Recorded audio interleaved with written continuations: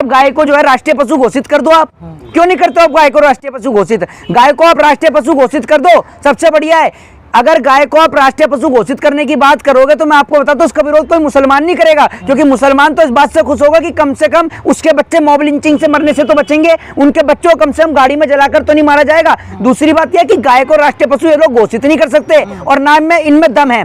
Bharatiya Janata party के नेताओं का लगातार स्टेटमेंट आता, अभी एक नेता का स्टेटमेंट आया कि मैं बीफ खाता हूं, मेरी पार्टी को भी इससे कोई आपत्ति नहीं है। तो आपको लगता है कि ये गाय को राष्ट्रीय पशु घोषित कर देंगे? ये सिर्फ जनता को टोटली पागल बना रहे हैं और कुछ नहीं कर रहे हैं। ये गौ रक्षा की आड़ में लोगों की जान को जोखिम में डलवा रहे हैं। अगर आपको इतना ही प्रेम है गाय से, भाई साहब मैं भी सनातनी हूं, हमारे में भी भाई साहब हिंदू धर्म में गौ माता को माना जाता है, लेकिन ना तो मैं गौमूत्र पीता और ना भैया मैं गोबर खाता। गौमूत्र जो है वो पूजा में काम आता है और गोबर जो है भाई साहब वो विश्वकर्मा पूजा पे काम आता है। ना हम गोबर खाते ना हम गौमूत्र पीते, हम सिर्फ गाय का दूध पीते हैं जी, ठीक है। दूसरी बात यह कि कल को आप एक बात मुझे बताइए, कल को अगर मेरे माथे पर तिलक ना हो और मैं गाय को लेके जा रहा हूं ट्रक के अंदर और अगर 4-6 लोग इकट्ठे हो जाएं और भाई साहब मैं तो उस गाय को दूध के लिए लेके जा रहा हूं, अपने घर में पालने के लिए लेके जा रहा हूं, 4-6 लोग इकट्ठे हो जाएं भाई साहब, आग लगा दे ट्रक में, तो कौन जिम्मेदार होगा जी मेरी मौत का? आप तो कह दोगे जी कल को ये गौ तस्करी कर रहा था। एक बात आप मुझे बताइए ना, मैं कहता हूं जी आप गाय को राष्ट्रीय पशु घोषित कर दो। अगर आपको इतनी दिक्कत हो रही है कर दो ना आप भाई साहब, गाय को आप राष्ट्रीय पशु घोषित कर दोगे ना तो भारतीय जनता पार्टी वालों को दिक्कत होगी और किसी को दिक्कत नहीं होगी। और मुख्यमंत्री योगी आदित्यनाथ जो है, जो इतना गौ के साथ फोटो खिंचवाते हैं, भाई साहब अपने राज्य में कर दें वो गाय को राष्ट्रीय पशु घोषित। है किसी बीजेपी नेता में दम? सिर्फ टोटली जनता को पागल बना रहे और कुछ नहीं कर रहे। राजस्थान में भाई साहब 2 लोगों की जान चली गई, वहां पर नासिर और जुनैद नाम के लोगों की, बताइए उनको गाड़ी के अंदर जला के मार दिया। लोकतंत्र नाम की देश में कोई चीज नहीं बची, अभिव्यक्ति बची नहीं है इस देश के अंदर। कोई अगर सरकार का विरोध करे, खिलाफत करे तो उसके घर पे नोटिस आ जाते हैं। अभी आपने देखा हुआ कि नेहा सिंह राठौर जो जिसने गाना गाया यूपी में काबा, फिर उसके बाद में कानपुर में जो उसने जो झोपड़ी में आग लगा दी गई वहां पर उनके लिए गाना गाया, तो भाई साहब उसके घर पे नोटिस आ गया।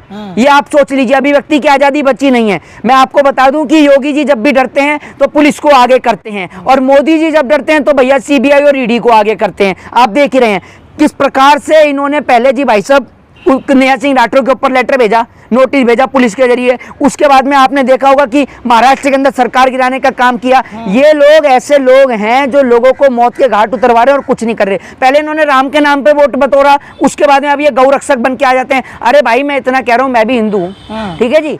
आप एक काम करो, गाय को राष्ट्रीय पशु घोषित कर दो, किसी को आपत्ति नहीं है। आपको आपत्ति है सिर्फ भाजपा वालों को और किसी को आपत्ति नहीं है। मामलों में जिन्हें अपराधी माना जा रहा है उनके समर्थन में तो पंचायतें हो रही हैं और कहा जा रहा है कि पुलिस अगर तफ्तीश के लिए आएगी तो अपने पैरों पे आएगी, लेकिन जाएगी नहीं पैरों। अरे भाई साहब इतनी हिम्मत अगर किसी की इस देश में हो रही है तो लोकतंत्र बचा ही नहीं है। फिर तो आप ये समझ लो, अगर भाई पुलिस की तो इतनी, पुलिस में इतना दम, इतनी पावर है। अब आप ये सोचो अगर पुलिस अपराधियों को नहीं पकड़ पा रही तो भाई आप ये समझ लो कल को तो अगर टेररिस्ट हो, आतंकवादी, फिर तो इन्हें पकड़ ही नहीं सकती है।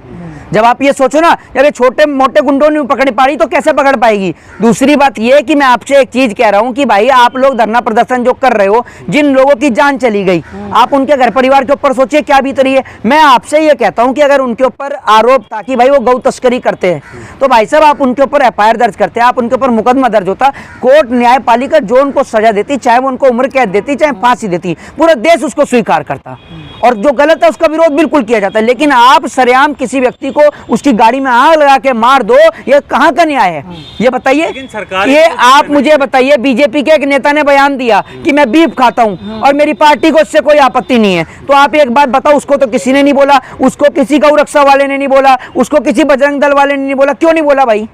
बताइए आप मुझे, क्यों नहीं बोला? सवाल ये है कि जी, जो हिंदी प्रदेश है उसमें अलग रवैया है गाय रक्षक को लेकर, गौ रक्षक को लेकर, और मेघालय और साउथ में अलग। अरे भाई साहब जहाँ मोदी जी चुनावी प्रचार कर रहे हैं क्या वहाँ गाय नहीं खाई जा रही भाई? मेघालय में देख लीजिए आप, ठीक है जी, नागालैंड में देख लीजिए आप देख लीजिए, गोवा में देख लीजिए आप। तो भाई साहब आप एक बात मुझे बताइए, एक और तो आप कहते हो जी भाई साहब गाय गाय गाय के नाम पे वोट ले रहे हो एक प्रदेश के अंदर है, और एक प्रदेश में तो आप कहते हो जी गाय हमारी माता है, दूसरे में कहते हो कि गाय को खाने में मजा आता है। ये कहाँ का न्याय है, कहाँ का इंसाफ है जी? मैं तो कहता हूँ गाय को राष्ट्रीय पशु घोषित कर दो। है आप में दम? आप सिर्फ लोगों को मौत के घाट उतरवाने का काम कर रहे हो और कुछ नहीं कर रहे हो। आप इस देश में, आपका टोटली काम सिर्फ देश में हिंसा फैलाना, हिंदू मुसलमान करना और उसके बाद में सिर्फ वोट बटोरना, वोट बैंक की राजनीति करना, यही आपका काम है। आपने इस देश में लोकतंत्र की आवाज को बंद कर दिया है। कोई व्यक्ति अगर बोलने का काम करता है तो भाई साहब नोटिस भेज देते हैं, कहीं पर सरकार गिरा देते हैं, आपने देखा ही, और कहीं पर आप देख ही रहे हैं कि सीबीआई और ईडी के जरिए गिरफ्तार करा देते हैं। ये इनकी पुरानी और गंदी आदत है। इन्हीं गाय वगैरह मुद्दों के साथ साथ हिंदू राष्ट्र राष्ट्र की मांग बड़ी तेजी से उठ रही थी, जी। जिसपे बड़े बड़े लोग बयान दे रहे थे, यहाँ तक कि बाबा तक उतर गए थे समर्थन। जी। अब खालिस्तान की मांग भी उठने लगी है, इसे कैसे देखते हैं दोनों को मिला? अरे भाई साहब, मैं आपको एक चीज बताता हूँ। देखिए, पहली बात तो ये है कि इस देश के अंदर इन लोगों ने इतना बुरा हाल कर दिया है। अगर कोई हिंदू है, ठीक है जी, मैं हिंदू हूँ, मैं सरकार की खिलाफत कर रहा हूँ, मेरे को कह देंगे जी ये टुकड़े टुकड़े गैंग का मेंबर है। कोई मुसलमान है, कोई मुसलमान भाई साहब सरकार की खिलाफत कर रहा है, सरकार की गलत नीतियों का विरोध कर रहा है, तो उसको ये कह देते जी ये आतंकवादी है, ठीक है जी, जिहादी है, ये कह देते हैं सीधे तौर पर। अगर कोई सिख भाई हमारा भाई साहब सरकार की गलत नीतियों का विरोध कर रहा है, जैसे कि किसान आंदोलन के वक्त में कर रहे थे, उनको कह दिया जी आतंकवादी हैं। अरे भाई साहब, गुरु गोविंद सिंह जी को पढ़ो, आप पढ़ के देखिए, गुरु नानक देव जी को पढ़ के देखिए। आपको तो गर्व होना चाहिए कि आपके धर्म के लोगों को इतना सम्मान किया जाता है। यूएस के अंदर एक लाइब्रेरी है भाई साहब, मैं आपको आज बताता हूँ देश के इतिहास के बारे में। यूएस के अंदर, संयुक्त राज्य अमेरिका के अंदर में भाई साहब एक लाइब्रेरी है, उस लाइब्रेरी के टॉप फ्लोर पर गुरु ग्रंथ साहिब को जगह मिली हुई है। जिस प्रकार से गुरु ग्रंथ साहिब जो है वो गुरुद्वारे के अंदर में पूर्णतः हिफाजत के साथ में, आपने देखा है कैसे उसके जो धर्म है उनके अनुसार में पूरी तरीके से उसको रखा जाता है, मान सम्मान के साथ में। गुरु ग्रंथ साहिब को जैसे गुरुद्वारे में रखा जाता है, वैसे ही गुरु ग्रंथ साहिब वहां यूएस के अंदर रखी हुई है। क्योंकि आप ये सोचिए, एक चीज मैं और आपको बता दूं, आप कभी पढ़ के देखिए रविंद्रनाथ टैगोर को, जिनको आप कह देते हो ना भाई साहब, कभी ये सिख भाई किसान आंदोलन करते हैं, इनको आप खालिस्तानी बताते हो। कभी आप पढ़ के एक बार रविंद्रनाथ टैगोर से एक आ गया कि जी आपने एक देश का राष्ट्रीय गान तो लिख दिया, आप पूरे वर्ल्ड का नेशनल एंथम लिखो, तो वो कहते हैं कि मेरे से पहले गुरु नानक देव जी गुरु ग्रंथ साहिब के अंदर पूरे देश का, वर्ल्ड का नेशनल एंथम लिख गए। आप कभी उसको देख के देखिएगा, सुन के देखिएगा, पढ़िएगा, तब आपको पता चलेगी। अरे आपको गर्व होना चाहिए कि आपके देश की संस्कृति को कनाडा में हो, अमेरिका में हो, सब जगह पूजा जाता है। सिख कहाँ से हैं? सिखों का इतिहास कहां से है? सिखों का इतिहास भारतवर्ष से ही है, ठीक है जी। आज आपको गर्व होना चाहिए कि आपका मुल्क का नागरिक इतनी तरक्की कर रहा है कि वो कनाडा के ऊपर कब्जा कर रहा है, आपके मुल्क का नागरिक अमेरिका पे कब्जा कर रहा है, ऑस्ट्रेलिया पे कब्जा कर रहा है। ऐसी कौन सी जगह है जहां पर भारत देश के लोग नहीं रहते हैं? लेकिन आप ये देखिए, आप उनको यहाँ रोजगार नहीं दे पा रहे हैं, आप उनको यहाँ सुविधा नहीं दे पा रहे हैं, तभी तो वो कनाडा बजा रहे हैं।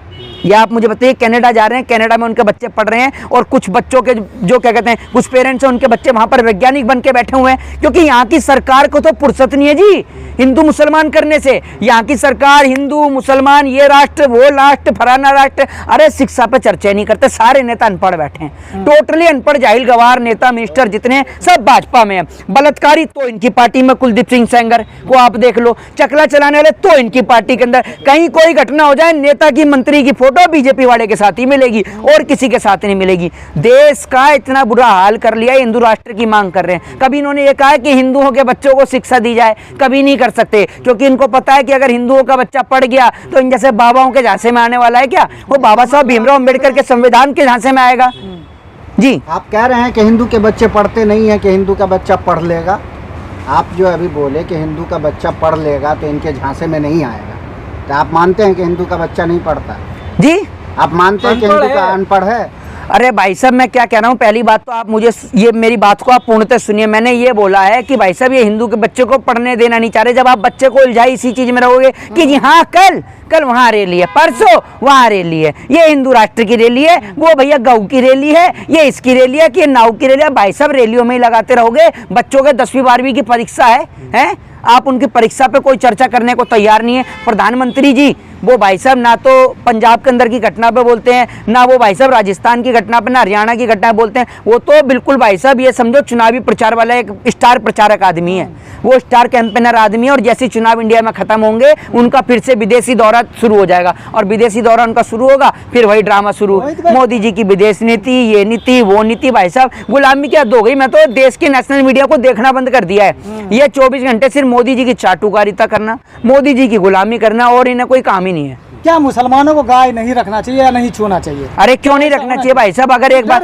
नहीं, एक बात आप मुझे बताइए, क्यों पशुपालन नहीं कर सकता क्या मुसलमान? क्यों नहीं करता नहीं है क्या पशुपालन? कितने मुसलमान जो है वो पशुपालन करते हैं। घटना हुई है भाई साहब कैसे? जब भाई कोई अपने बच्चों को थोड़ी मरवाएगा, मैं आपसे कहता हूँ कोई अपने बच्चों को थोड़ी मरवाएगा ऐसे गाड़ी के अंदर। मैंने आपसे क्या कहा जी, कल को अगर मान लो मेरे माथे पर तिलक ना लगा और रात के अंधेरे में मैं गाड़ी के अंदर गाय को लेकर आ रहा हूँ, इसलिए कि भाई मैं उसका दूध, उसको पालने के लिए, उसका दूध निकालने के लिए मैं गाय को अपने घर पर लेके आ रहा हूँ, और मान लीजिए रात के अंधेरे में 5, 6, 10 लोग नौजवान आ जाते हैं और मेरी गाड़ी के अंदर आग लगा देते हैं, तो मेरी मौत का जिम्मेदार कौन होगा? ये देश की चाटुकार और गोदी मीडिया तो ये दिखा देगी कि ये जी गौ तस्कर थे, ये नहीं दिखाएगी कि गौ को पालने के लिए लेके जा रहे थे, वो तो कह देगी जी गौ तस्कर थे। तो भाई साहब सरकार को इन पे लगाम कसनी चाहिए। और ये कोई मुद्दे नहीं होते हैं, मुद्दे हैं शिक्षा के, स्वास्थ्य के, बेरोजगारी के, महंगाई पे। इन पर कोई चर्चा नहीं है और इन पर चर्चा होनी चाहिए। जय हिंद, जय भारत, वंदे मातरम।